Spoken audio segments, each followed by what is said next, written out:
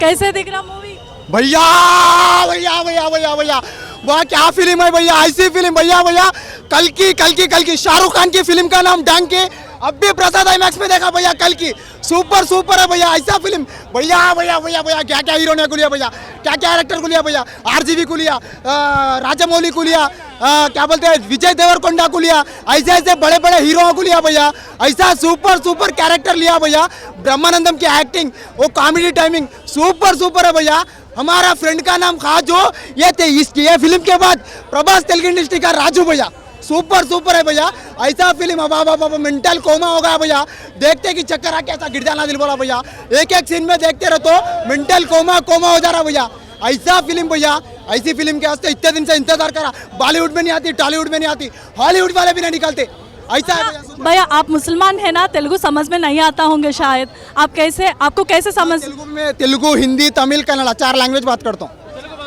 तेलुगु में बात करने का कोशिश तेलुगु बात करने का क्या है, మా ఫ్రెండ్ పేరు కాజు, తెలుగు ఇండస్ట్రీకి ప్రభాసే రాజు, ఇంకో మా బావ పేరు జాఫర్, ఈ సినిమా తర్వాత ప్రభాస్ అన్నకు వస్తుంది 4000 కోట్ల సినిమా ఆఫర్, సూపర్ అన్న.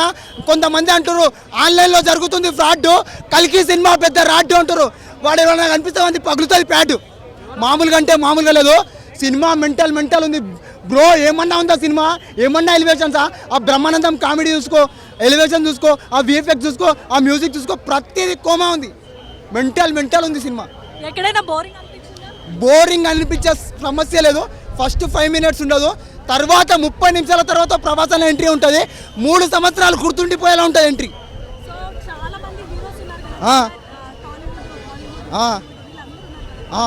ఒక్కటే గురించి చెప్పుకోవాలంటే విజయ్ దేవరకొండ ప్రభాస్ అన్న కొండ ఈ సినిమా తర్వాత సూపర్ ఉంది. అనిపించడం కాదు, ఆ క్లైమాక్స్ సీన్లో మన ప్రభాస్ అన్నకు సపోర్ట్ చేయడానికి ఒక మంచి క్యారెక్టర్ చేసి అనిపించింది అన్న. ఆర్జీవి, రాజమౌళి, దుల్కర్ సల్మాన్, విజయ్ దేవరకొండ, దీపికా పదుకోనే, అమితాబ్ బచ్చన్, కమల్ హాసన్, ఇంత పెద్ద క్యారెక్టర్లు అవన్నీ అర్థమయ్యే విధంగా ఒక మంచి స్టోరీతోని, ఒక స్క్రీన్ ప్లేతో, ఒక డైరెక్షన్తో మంచిగా తీసిండు సినిమా. కమల్ హాసన్ క్యారెక్టర్ సైలెంట్గా ఉండి వైలెంట్ అయిపోతాడు సినిమాలో.